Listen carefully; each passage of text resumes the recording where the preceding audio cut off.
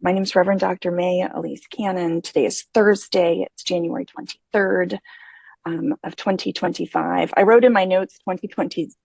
Like, I don't know what year it is, what day it is. Today is day 475. This is a weekly summary. I thought I would really kind of start with Sunday because Sunday was really the day that the ceasefire hostage deal went into effect. I thought I would start there and then talk a bit about what's happened since the inauguration on Monday. So the ceasefire hostage deal Sunday went into effect after 471 days. 3 Israeli women were released on Sunday. This was the first phase of the deal. There's 3 essential phases. 33 hostages are set to be released, essentially a few every week. And then during this whole first phase are negotiations for the second phase. And analysts have said, and those who are part of the negotiations, getting to the second phase will be so much harder than the first. So, I think just if you're not muted, I will ask you to mute. Yeah, thanks so much. Okay, so 3 hostages were released. And, you know, it was delayed on Sunday. So there were concerns, is it going to happen? There was a 3-hour delay. 3 women were released. The first one was a woman named Doron Steinbrecher. She was 31 years old. Another was Emily Domery. She was 28 years old. They were both taken hostage from one of the kibbutzim. It was called Kibbutz Kfar Aza. I've been to that kibbutz. You can literally walk up to the Gaza fence at that kibbutz. That's how close it is. And so those 2 women were taken from that kibbutz. Rami Gonen was 24 years old. She was taken from the Nova Music Festival. And you'll recall the Nova Music Festival was where more than 350 people were massacred. And so those 3 hostages were transferred by Hamas to the International Committee of the Red Cross, where they were handed to the Israeli Defense Forces. They were taken out of Gaza and then back into Israel. While all that was happening, and after the ceasefire had been agreed to, 19 people were still killed in Gaza on Sunday. Now, while all that was happening, the Israel Prison Service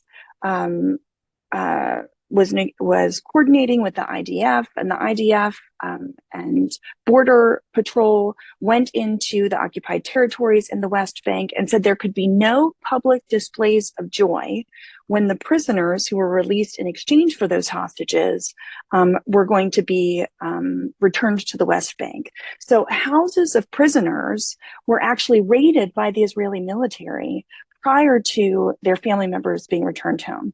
Any Palestinian paraphernalia, flags, symbols, any signs of Palestinian, nationalism were confiscated. And Israel, made these declarations saying there could be no public displays of joy. All day Sunday, I don't know if anyone else saw this, there was very, very little in Western news about Palestinian prisoners. Even on Monday, there was very, very little in Western news about these 90 prisoners who were released in exchange for these 3 women. The progression with the prisoner exchange begins with women and children, similar to the progression for the hostages. Women and children extends to the elderly, then those who are sick or injured. For the hostages, male soldiers are considered the most highly valued hostages, as prisoners who are convicted of, the most violent crimes, they're considered the most valuable prisoners. And so those are last and set to be released, at the latest stages of the negotiations. One of the main concerns on Sunday, and we're seeing it happen this week, they're calling what's happening in the occupied West Bank the silent war. We've seen literally some of the same bombs that are being dropped in Gaza have been dropped on refugee camps in Jenin. And the concern over the weekend was that as hostages are released, as there is a ceasefire in Gaza, what's going to happen in the West Bank? Settler communities have WhatsApp chats and have all these communication mechanisms. And there's an attitude and culture of vigilante justice. And there were reports that as prisoners are released from Israeli prisons, that these extremist settlers would exact vigilante justice, particularly for Palestinian prisoners, who've been committed of crimes, that that settlers would enact revenge against specific Palestinian prisoners or their communities, and so that there would be escalations in the West Bank as there's a ceasefire in Gaza. And we saw that start to happen this week. I just want to make a few comments about some of the specific prisoners we anticipate being released on the horizon. One of them is Mohammed al-Halabi. If you don't know that name, he was an employee for World Vision. I worked with him when I was at World Vision. He, for a few years, I think it was only 3 years or so, but for a few years was the head of the Gaza office of World Vision Jerusalem, West Bank, Gaza. He was accused of having funneled tens of millions of dollars to Hamas. He was accused of having funneled more money than 100% of the budget for the Gaza office to Hamas. It was physically impossible for him to have done what he was accused of. The charges were so absurd they couldn't be true. Foreign states like Australia conducted independent audits. There was never found to be credible evidence. He was arrested under administrative detention. So no evidence, was brought forward publicly. He was arrested in 2016, Mohammed al-Halabi, charged with terrorism, sentenced to 12 years in prison. Upon his arrest, he was tortured and then confessed and said he did what he was accused of. Now, he later claimed his confession to the Shin Bet was made under duress, prompted a global campaign calling for his release. Mohammed al-Halabi was given the opportunity to agree to guilt and to be released after 3 years. And he said, I'm not guilty. I won't concede. So he's been in an Israeli prison and is set to be one of the prisoners in this exchange. The other thing that happened, in addition to hostage release and prisoner release, is the amount of humanitarian assistance that have gone into Gaza.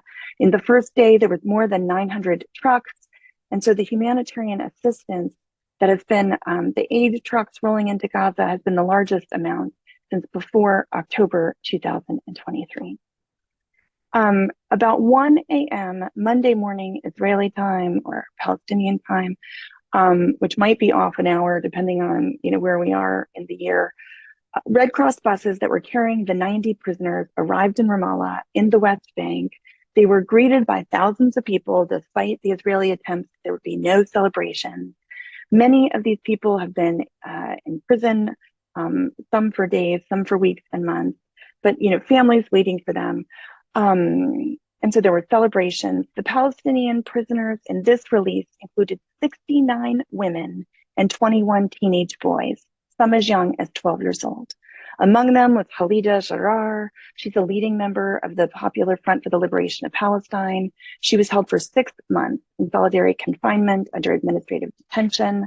Another woman was Bushra al-Tawil. She is a Palestinian journalist who was jailed in Israel in March of 2024. She, according to BBC, 32 years old, spent more than 5 years in Israeli jails at various times. She was held without charge since March of last year, apart from one occasion where she was prosecuted over a talk that she gave in a mosque. She said, I'm a journalist. I have a right to express myself. Over the weekend, Saturday, Sunday, Monday, people around the world were encouraged to light a candle. One person said for the resurrection of Gaza, that a ceasefire might hold. And the chances of it holding, they're tenuous. And every day that goes by, it will be harder and harder for the ceasefire to hold. Very little is known about the identities of the 4 hostages that will be released this weekend. It's believed that, again, it would be 4 women. It's believed this time it will include captured female Israeli soldiers. Soldiers will be exchanged for 50 Palestinian prisoners, according to reports, but we don't know the specifics about who they are. The Palestinian prisoners to be released, some of these are set that they will not be allowed to return to Gaza or to the West Bank, that they will be deported to third countries. If the deal holds, there'll be 33 in this first phase, and it'll be incremental, but ultimately 1,000 Palestinian prisoners in exchange for 100 hostages, over the 3 different phases of the deal.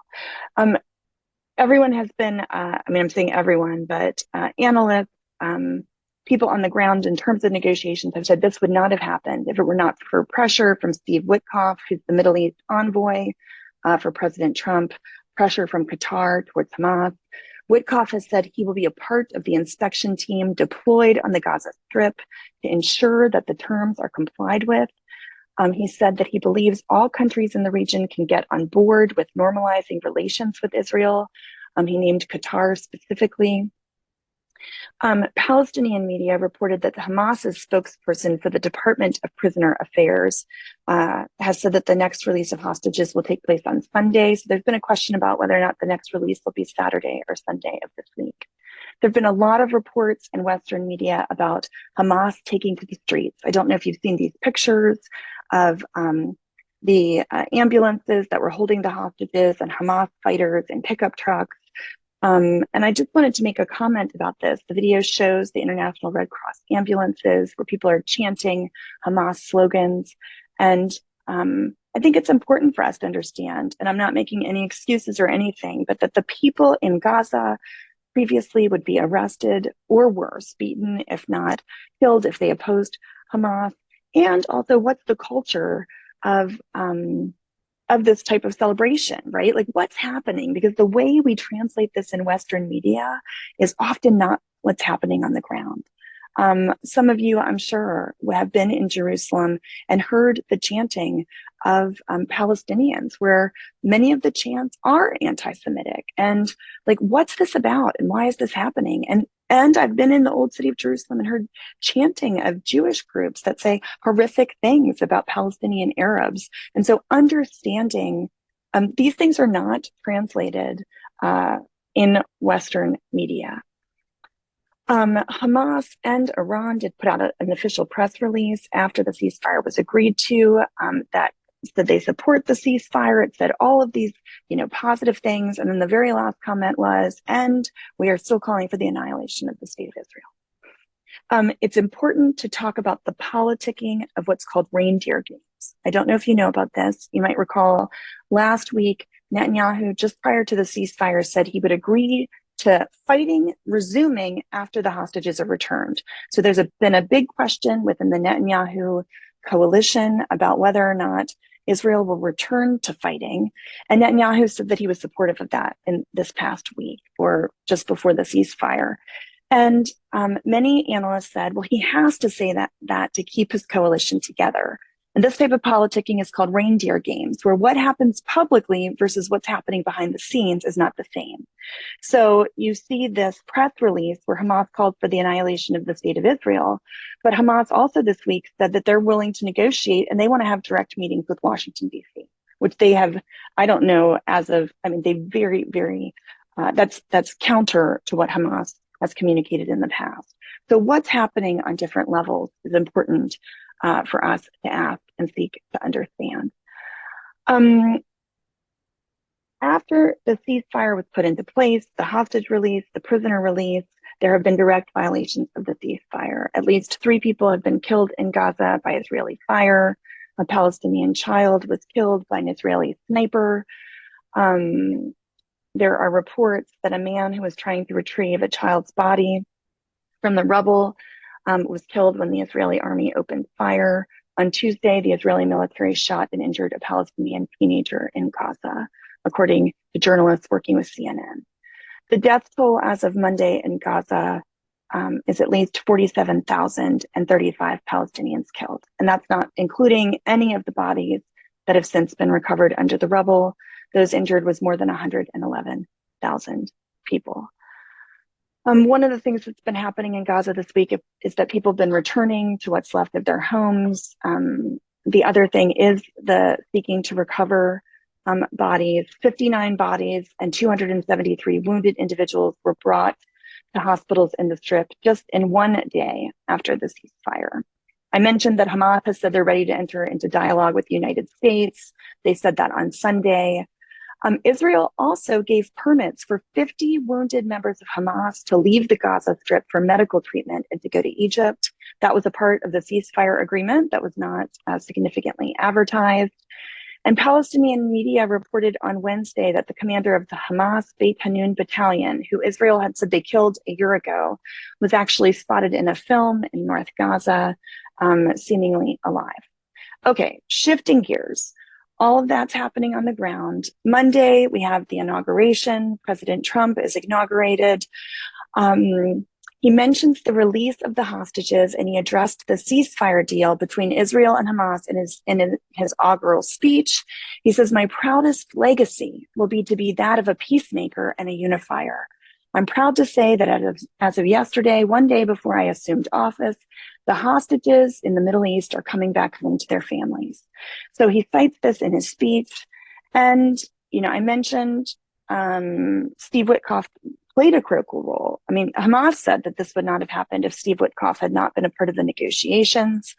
Witkoff said that Trump was so moved and fulfilled when he saw that the hostages were released, that he felt like his mandate saved lives. This is Witkoff. He said, "We proved that there's more value to getting these hostages home alive and being able to continue to talk to solve things than there is in continuing war." And so we're hearing rhetoric from the Trump administration. I'll talk in a minute about some of the other rhetoric we've heard that really contradicts itself. President Trump wants to be a president of peace, and yet you'll hear about the executive orders that he passed in just a moment. Franklin Graham, the son of evangelist Billy Graham, gave a prayer, and he was talking about principalities and powers, and that God had ordained Trump to play this role. And at that same time, Churches for Middle East Peace has been working through the Beatitudes of Jesus, and the Beatitude for that day was about "Blessed are the meek, for they shall inherit the kingdom." And the juxtaposition of what was happening at the inauguration versus the words of Jesus, I just wanted to make note. So one of the first things that happened on Monday after the inauguration was President Trump began to rescind Biden's executive orders. As that related to the Middle East, there was one that allowed sanctions to be imposed against the International Criminal Court. There is concern that Trump will act in, taking draconian measures in response to the ICC's arrest warrants against Netanyahu and, the former defense minister Gantz. Trump also said he was not confident that the ceasefire deal would hold. He said, "It's not our war, it's their war." Now, this is an example that directly contradicts Steve Witkoff is on the ground making sure that the ceasefire is being implemented, which is, more direct intervention than we even saw from, the Biden administration. I mean, they've been hands-on and very involved. So President Trump says, "But I'm not confident, but I think that they," meaning Israel, "has weakened the other side," meaning Hamas. And honestly, the Trump administration may not be differentiating between Hamas and the Palestinians. One of the executive orders that Trump, or that is expected, I don't know if this has actually happened yet, is that there was a freeze on the supply of 2,000-pound bombs. These are the most devastating of bombs. These are the bombs that were used at the Nusrat refugee camp early on that killed several hundred people at a time. These have been on hold by the Biden administration. And Trump has said that he's going to lift this freeze, to continue to weaponize Israel. We know that Mark Rubio has been confirmed as the Secretary of State. He met with Saudi Arabia this week. I won't go through those details. He met with the UAE. We also know that Trump's nominee for the UN representative, Elise, her hearing was very contentious as it related to Israel because she affirmed that she supports Israeli claims for the biblical rights to the West Bank in the occupied territories. She was asked about this directly by, Senator Van Hollen and others, and her confirmation hearing was very contentious. While all of this is happening, this silent war in the West Bank became much less silent this week. There was West Bank violence as Israeli settlers attacked the village of Jinsafut. Structures were burned, a tractor, a car, land was burned. There were 2 Israelis shot by gunfire, and it's believed they were shot by Israeli police who were responding, and involved in this, where the settler violence was taking place. The IDF also arrested, they did roundups of Palestinians in the West Bank near Kalkia. This happens often whenever there are prisoner releases and Palestinian prisoners are released. There are often roundups where other Palestinians are arrested. I heard today that more were arrested than were released. I've not seen those numbers myself, but that was something I heard. The Israeli military on Tuesday began an operation in Jenin that killed at least 10 people over the last week. 50 people were injured. This operation is called Iron Wall. It involves the IDF, the Shin Bet, and the border police. The UN Human Rights Office said that they're alarmed by the rise and wave of violence of both Israeli settlers and the Israeli security forces in the occupied West Bank this week. So this silent war that we have been talking about has increased and has continued in the days ahead. Ben-Gvir stepped down because of the ceasefire agreement in Israel. We also know the military chief Halevi stepped down shortly thereafter. The IDF Southern Command has said he will be leaving. Halevi, who's the military chief, his resignation won't take effect for a while yet, but it's because of the failure for Israel to protect its citizens on October 7th. I have other updates about kind of the broader Middle East. I'm trying to think what might be most critical to share. Despite the truth with Hezbollah in Lebanon, Israel's military advanced into dozens of new positions around South Lebanon. And so that ceasefire agreement, which ends at the end of this month, again, is hanging by a thread. The new president of Lebanon, Aoun is his name, has stressed the urgency of the Israeli military withdrawal. So there's concerns about that ceasefire agreement. The Houthis have said that they will limit their attacks on commercial vessels. They're waiting to see if the ceasefire is fully implemented. I promised congressional updates. I will get those for you. Kyle is still in the Middle East, and most of what I've been paying attention to are the confirmation hearings. And I'll just close with this. Pope Francis has a daily video call with Gaza, and he spoke with the Latin Family Parish, the Catholic Church in Gaza, saying that he was praying for them. He joined them via WhatsApp. Romanelli is the priest there, and Father Yusuf Assad is an associate priest there. And Pope Francis said that when he talked to them, the parish, he said that the people were happy. There's about 600 people there. They said that they ate lentils with chicken, something that they have not had in these times. They normally just have vegetables. And so they were so very happy.